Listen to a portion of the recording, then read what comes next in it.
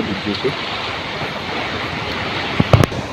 যেনেকা ধান ৰুবলৈ বিচাৰিছিলে কঠীয়া দবি গ'ল, ধান ৰোৱা দবি গ'ল, কিছুমান মানে একদম ধান যিখিনি ৰুইছে সেই ৰোৱাখিনিও মানে খানি লৈ গ'ল। ঠিক তেনেকা হৈ গ'ল আমাৰ এইটো 1 নং জামুগুৰি। এতিয়া ক'বলৈ গ'লে আমি যিখিনি গৰু, গাহৰি বা ছাগলী আছিলে, তেওঁলোককো এতিয়া আমি ঘাঁহ খুৱাবলৈ মানে ঘাঁহও নাই। এতিয়া আলি পদূলিয়ে যিখিনি অলপ আছে সেই আলিতে মানে চব গৰুখিনি, ছাগলী, গাহৰি চব আমাৰ সেইটো আলি পদূলিতে এতিয়া উঠাই ৰাখিছো। এতিয়া আমি সেয়াকে বহুত চিন্তা কৰিছো যে কেনেকা ৰাখি পিনি আমি সেই ভাদ্ৰ আহিন কাতি মাহলৈকে কেনেকা ৰখাম, আমি সেয়াকে বহুত চিন্তা কৰি আছো। ইয়াৰ কাৰণে আমি ভাবিছো যে আমাক মৰম কৰি অসম চৰকাৰে আমাক মৰম কৰি কিবা উপায় দিব নেকি বা অলপ সাহায্য কৰিব নেকি। সেইটোৱে আমি এতিয়া গৰু থবলৈ আমি দুখীয়া মানুহ, এতিয়া টিঙো কিনিব পৰা নাই, ইয়াৰ কাৰণে ত্ৰিপালো নাই। ঠিক তেনেকুৱা হৈ আছে। কিমান দিন হৈ গ'ল আপোনালোকে পানীত ডুব যোৱা?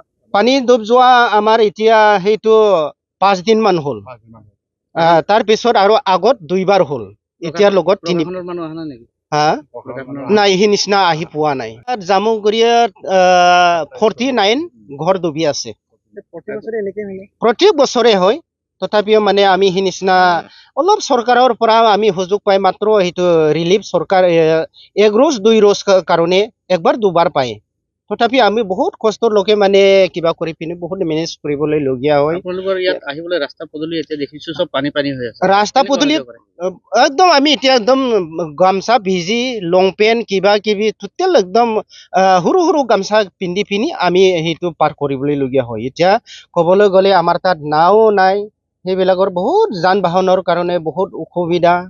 কেতিয়াবা আৰু বেমাৰী এজনমান হ'লেও আৰু আমাৰ লৈ যাবলৈও বহুত অসুবিধা হয়।